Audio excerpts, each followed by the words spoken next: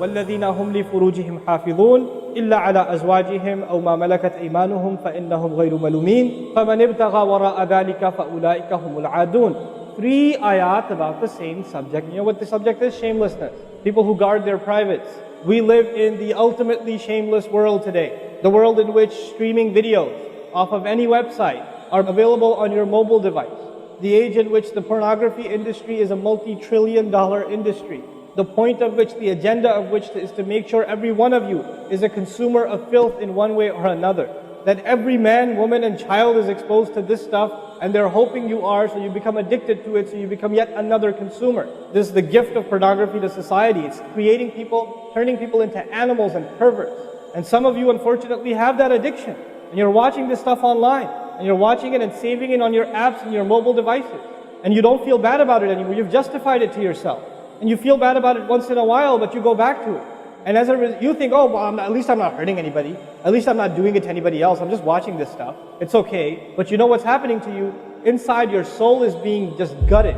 You have no soul left inside of you. So your prayers are empty, and you can't even shed a tear in your salat because your heart is so devoid of the fear of Allah because of the filth you've been watching all this time. It's turned you from a human being into an animal. So you can't even look. A woman passes by, and you see a piece of flesh walking by. You don't see a human being walking by that deserves respect. You check everybody out and everything out. You're constantly gawking and staring. You have a hard time putting your eyes down. When you're on the subway, when you're on campus, when you're at work, you're walking down the street, you just can't help it. You see a billboard, you take a second look, you see a third look. You don't miss any opportunity to just violate your soul with your eyes. Addicted completely. And then you say, brother, how do I get khushu' and salat? What world are you living in? What world are you living in? Ayyuhal ikhwa, my brothers. Specifically my brothers. And I know some sisters have this issue too. It's not a sad reality. This is a war. This is a war. This is more dangerous than any military war. This is the war that's destroying our souls. It's making its way into our home. It's making its way, if I want to protect my children from this stuff as much as possible. But when my child goes to school, and it doesn't matter if it's Islamic school, there's a very high statistical likelihood that someone, a friend, with their iPod, with their mobile device, will say, hey, look at this. It's a very realistic, thing nowadays. It's not far-fetched. And so I have to prepare my children for the filthy world that they're going to be brought up in. And there's no escape from this stuff anymore. There isn't. It's everywhere. It is everywhere. You have Islamic lectures followed up by, those YouTube puts those follow-up clips, and something will be filthy. Something will have to be filthy. And I don't think that's by accident. I'm not much of a conspiracy theorist, but I don't think that stuff is an accident. And what happens to you guys is you watch a video, you see something filthy, you click it, you click something else, and you end up watching disgusting things. That's what happens to you. وَالَّذِينَ هُمْ لِفُرُوجِهِمْ حَافِظُونَ. Especially when it comes to their privates, they guard them. They guard their shame. Brother, what's the solution? Should I get married? Like the guy who asked the other day, how can I get married right now? No, guys, the solution is not marriage. Because if you're a pervert, then you're going to be a pervert after marriage too. If you have no shame now, you will have no shame after marriage. Honestly. You think marriage is going to end your problems? No. Your problem isn't marriage. Your problem is spiritual in nature. Your problem is psychological in nature. You need help. You need to stop this. You need to stop hurting yourself like this. You will have nothing, there will be nothing left inside you. I just had an email from a teenager who's addicted to pornography, an anonymous email, 14, 15-year-old teenager. Says, I want to kill myself. I can't stop. I've been watching it since I was 11. My parents don't know. I read this stuff and I cry because he's not one. There's millions of Muslim kids like this. Millions of them. We have to help these people. We have to do whatever we can. And we don't have the trillions of dollars of advertising to counter that. We don't. And it's not realistic for me to say Facebook, YouTube, Twitter, Internet, it's all haram.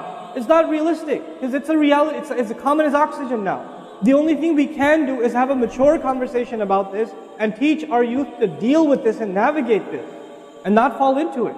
The elders that are here, stop watching Indian movies, man. Why are you sitting in a lecture talking about salat and the importance of salat and you don't guard your shame? Mother and daughter and husband and wife and sister sitting together watching whatever? God, come on, stop. وَالَّذِينَ هُمْ لِفُرُوجِهِمْ حَافِظُونَ. They guard their privates. But guarding your privates doesn't mean you don't commit zina. It means everything that leads to the temptation. Everything that leads to it. They watch it, they guard it. They know it's under attack. They know that their shame is under attack. They realize that their weakness is their urges. Those urges that Allah put inside of us, that are so strong. Allah put them there for a reason. He did. And every one of you have them. You don't have to, I don't have to have a dalil for you to have them. I know, the guys that are here. You all suffer that challenge every single day of your life. And you have to really go out of your way to guard yourself. This passage is not about high goals. This is about the bare minimum. I told you that, right? This is the bare minimum, folks. The bare minimum is we guard ourselves from shamelessness. We wage a war within ourselves against that tendency. And I know some of you have tried to quit before and you go back. And you've tried to quit before and you go back again. And you go back again. And you keep falling into that trap. I know some of you have done that, and you're struggling with it. But don't give up on yourself. Don't give up on yourself. And whatever it takes, just don't be alone. Don't be by yourself. Be with good friends. Be outside. Study somewhere else. Go to the library and study. Go somewhere where other people are around. Because when you're by yourself, shaitan gets you. And if the fear of Allah isn't enough for you, at least the fear of other people will work for you. At least something's better than nothing. For those, I've said this in other talks before, for the parents here, if you have a computer in the house, please don't make it a laptop. Have a desktop in the house with a really big monitor. Get the biggest monitor you can find. Honest to God. And make sure your computer is in the kitchen or in the dining room.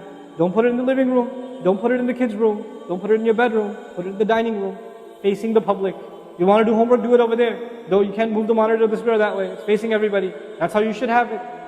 We have to take these precautions. Don't give your 11-year-old a smartphone. What were you thinking? That's not